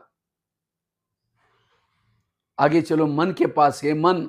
आज कई माताएं कहते, मेरे बच्चे मानती नहीं, मेरा पति, मेरे को कई कई तो कहते मुझे कोई रिगार्ड ही नहीं देता, मेरे को कोई पूछता ही नहीं। क्यों नहीं रिगार्ड? जब हमारी इंद्रियां हमारी आत्मा को रिगार्ड देना शुरू करेंगे, गलत नहीं देखेंगे, गलत नहीं बोलेंगे, तो सारे लोग भी हमको रिगार्ड देना, कहेंगे माता बड़ी अच्छा ही भाई। हमको रिगार्ड नहीं देता, इसका मतलब मेरी इंद्रियां मुझे आत्मा को रिगार्ड नहीं देती, मेरी आत्मा के कहने प्रमाण नहीं चलती, इसलिए मुझे बाहर से कोई रिगार्ड नहीं दे रहा है, कोई रिस्पेक्ट नहीं दे रहा है। आज बाबा हमको इतना प्यारे क्यों? क्योंकि बाबा ने खुद की इंद्रियों से क्या क्या जीत प्राप्त की। सारी इंद्रियां बाबा को रिगार्ड देती थी, और इसीलिए हम भी फिर बाबा को रिगार्ड देना। तो आपको भी ऐसा बनने के लिए क्या करना पड़ेगा? ये पुरुषार्थ करना पड़ेगा। भविष्य में अगर 5 तत्वों के ऊपर जीत प्राप्त करना है, तो इसीलिए हमें इंद्रियोचित बनने की जरूरत है, स्वराज्य अधिकारी बनने की जरूरत है। स्वराज्य अधिकारी ही भविष्य का राजा बन सकता है। ऊंच पद, चाहे वो गृहस्थ। बाबा ने कभी ये नहीं कहा कि जिन्होंने मम्मा बाबा को देखा है वो राजा बनेंगे। जो सेंटर पर समर्पित है, जो राजा बनेंगे, जो मधुवन में रहते हैं, माउंट आबू में, वही राजा बनेंगे। राजा बनने का आधार है स्वराज्य, नहीं तो ये पार्शलिटी हो जाती। अब गृहस्थी में रहने वाले बेचारे समर्पित कहाँ हो सकते हैं? मम्मा बाबा को कहा, अभी भी कहीं तो अभी भी आए ज्ञान में। बाबा कहते हैं लास्ट सो फार जाएंगे। कौन जाएंगे? जिन्होंने लास्ट में आकर के इस इंद्रियों पर जीत प्राप्त करने का पुरुषार्थ किया, और जिन्होंने आत्मा का पाठ पक्का किया, वो लास्ट 40 साल से ज्ञान में चल रहे हैं, उससे भी तीखा जा सकता है। कैसे? इंद्रियोचित बनने से, स्वराज्य अधिकारी बनने से। इसीलिए स्वराज्य अधिकारी बनने का पुरुषार्थ करना है। इसलिए एक एक कर्मेंद्र पर हमें क्या करना है? जीत प्राप्त करना है। तो आगे चलो, मन के पास है, मन, तुम में मेरे इस राज्य के शान हो। अगर तुम ना होते मैं ईश्वरीय महावाक्य का चिंतन मंथन कैसे करता। लेकिन कभी कभी तुम व्यर्थों का भी चिंतन करते हो, अगर करेगा मैं तुमको सजा दूंगा। आगे चलो बुद्धि के पास। हे बुद्धि, मैंने सभी इंद्रियों में से चुन करके तुमको मंत्री बनाया। और मुझे लगा कि और मन कौन है, बुद्धि कौन है, कौन सा मंत्री है, गृह मंत्री है। पूरा घर का कारोबार, शरीर का कारोबार किसके पास है, बुद्धि के पास। बुद्धि के बिना पत्ता भी नहीं हिलता शरीर में, सारा कारोबार बुद्धि कमल दे। आत्मा का राइट हैंड है बुद्धि। बुद्धि को दिल भी कहते हैं। बुद्धि को दिल कहते हैं ना, दिल कहीं नहीं लगाओ। दिल एक तो शरीर का दिल अलग है और आत्मा का दिल अलग। आत्मा का दिल है बुद्धि और शरीर का दिल है ये हार्ट। बुद्धि को एक प्रकार का नेत्र भी कहते हैं। ये तो शरीर के नेत्र ये हैं और बुद्धि रूपी नेत्र है, बुद्धि का नेत्र, आत्मा का नेत्र है, शरीर का नेत्र ये है स्थूल, और आत्मा का नेत्र है बुद्धि। तो बुद्धि रूपी सारा खेल हमारा बुद्धि। अगर बुद्धि अगर हमारे से मिल जाए, आत्मा के एकदम राइट में हो जाए, हमारी सारी समस्या खत्म हो जाएगी। क्योंकि बुद्धि का, मन का भी बॉस कौन है, बुद्धि। आज हम कभी बुद्धि से कभी बात ही नहीं करते। बुद्धि से ब्रह्मा बाबा रोज बुद्धि को बुला करके, क्योंकि राइट हैंड है ना, तो राइट हैंड बुद्धि को बहुत बात करते थे। हे बुद्धि, तुम कोई उन दुश्मन से मिले तो नहीं है, जिसको बाबा वजीर टाइटल देते, वजीर है। मन और बुद्धि वजीर है।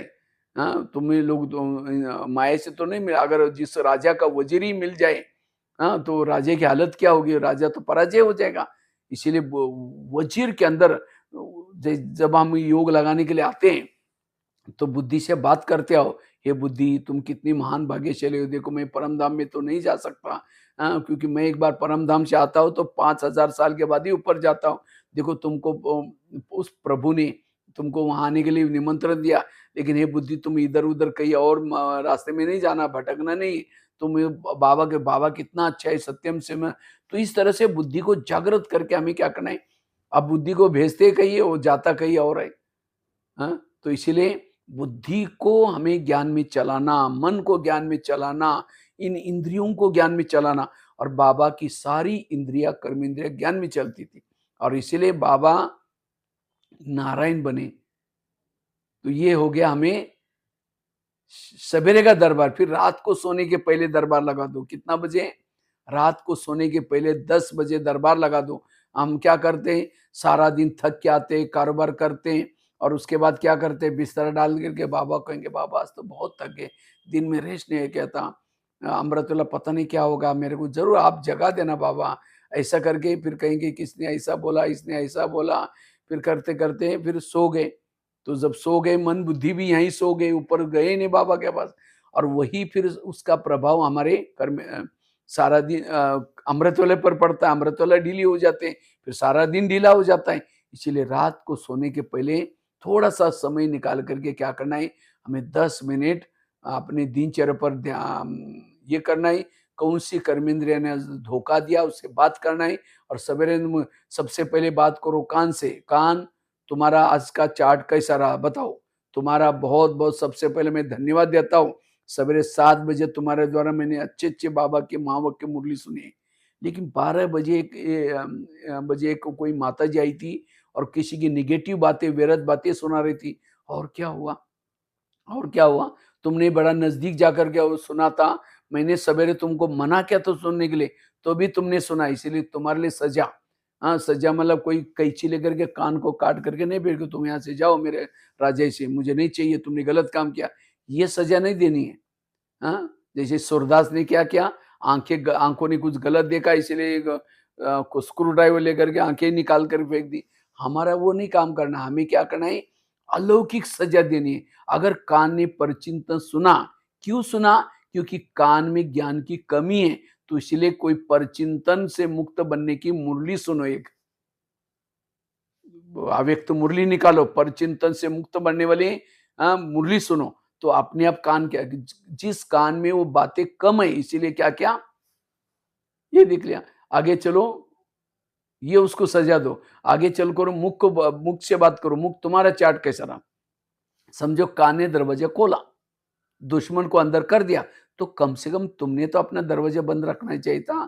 तुमने भी बोला हाँ वो बहन जी ऐसी करते हो, भाई जी ऐसा करता है, ऐसे कर तुमने और एक दुश्मन को अंदर किया, इसीलिए तुम्हारे लिए सजा।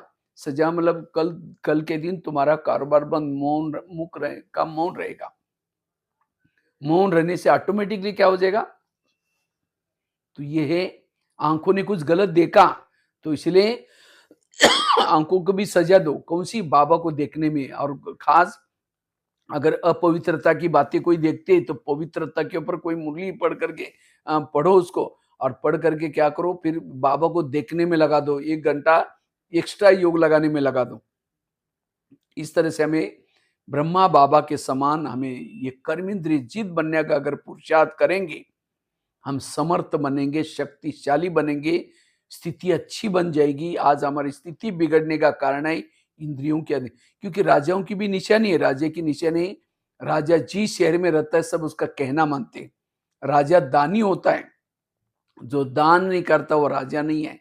राजा सबके साथ क्या करता है, तो इसीलिए हमें राजा बनने के लिए ये ब्रह्मा बाप समान पुरुषार्थ करना है।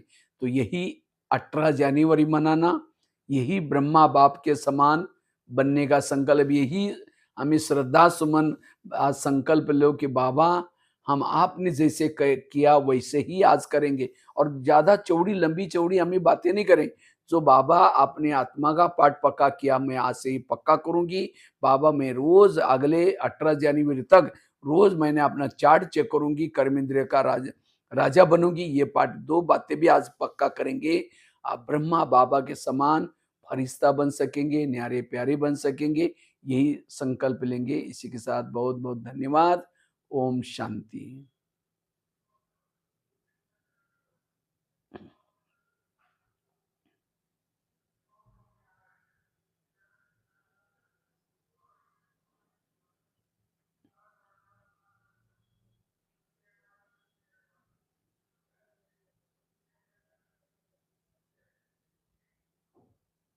ओम ओम शांति।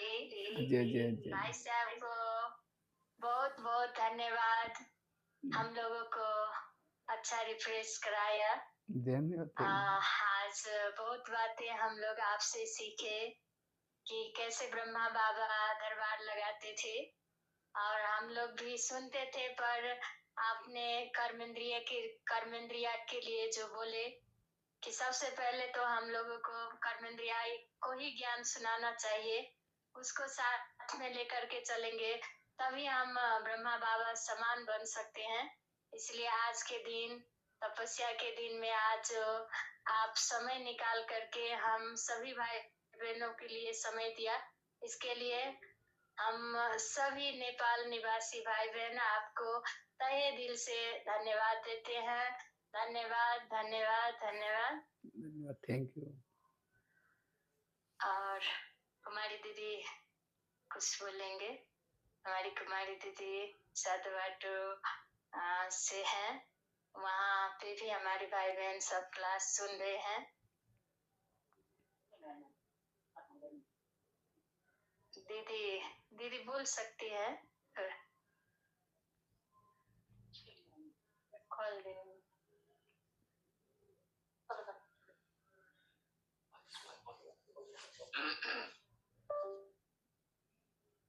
ओम शांति भाई साहब। ओम शांति। संभव निवासी सभी भाई बहनों को भी बहुत बहुत धन्यवाद, भाई साहब को भी बहुत बहुत धन्यवाद। हम सभी को रिफ्रेश किया। बहुत 18 जनवरी तक तो हम क्लास सुनते ही आई है, लेकिन ऐसी क्लास अभी पहली बार हमने सुनने में पाया, इसलिए बहुत हम आभारी है। बहुत भरपूर हुआ भाई साहब। फिर हम राम कुमार भाई ने जो बोल दिया कि फिर क्लास कर लेंगे भाई साहब ने, फिर हमको तो फिर ऑनलाइन में आना, जूम क्लास में आना, फिर हम शोभा बहन को और हमारा नवीन भाई साहब को भी बहुत बहुत धन्यवाद। वहाँ का आईडी नंबर दे करके हम यहाँ पर ज्वाइन हुई है, इसलिए सभी भाई बहनों को तरफ से भाई साहब को बहुत बहुत तहे दिल हृदय से धन्यवाद, बहुत बहुत। ओम शांति, ओम शांति। मुझे भी नेपाल आने का बहुत मौका मिला, तो 70 जिले में मैं गया हूँ। मैं देखता हूँ नेपाल में बहुत अच्छा भाई बहन इतना अच्छा उमंग उत्साह में आते हैं। और खास तो 7 तिलक, दिवाली में 7 कलर का तिलक लगाते हैं, सप्तरंगी का तिलक लगाते हैं। ये 7 रंग का कलर मतलब 7 आत्मा के गुण, ये 7 गुणों के स्वरूप में रहेंगे तब हम आत्मा का स्वरूप का अभ्यास करेंगे। और मुझे लगता है दसरे के दसई का तिलक वो कुछ 5, 6, 7 चीजें डाल करके ऐसा यहाँ पूरा 5 उंगलियां लगा करके लगाते हैं, क्योंकि रावण के ऊपर जीत प्राप्त करने के लिए हमारा आत्मा का तिलक बहुत ऊंचा पावरफुल स्थिति चाहिए, तब रावण के ऊपर जीत प्राप्त कर सकते हैं। तो ये सारे नेपाल में इसके यादगार भी हैं। तो नेपाल वासियों को बहुत बहुत धन्यवाद। आप सभी अपनी राजाई प्राप्त करना इसी पुरुषार्थ के आधार से। तो यही धन्यवाद। ओम शांति।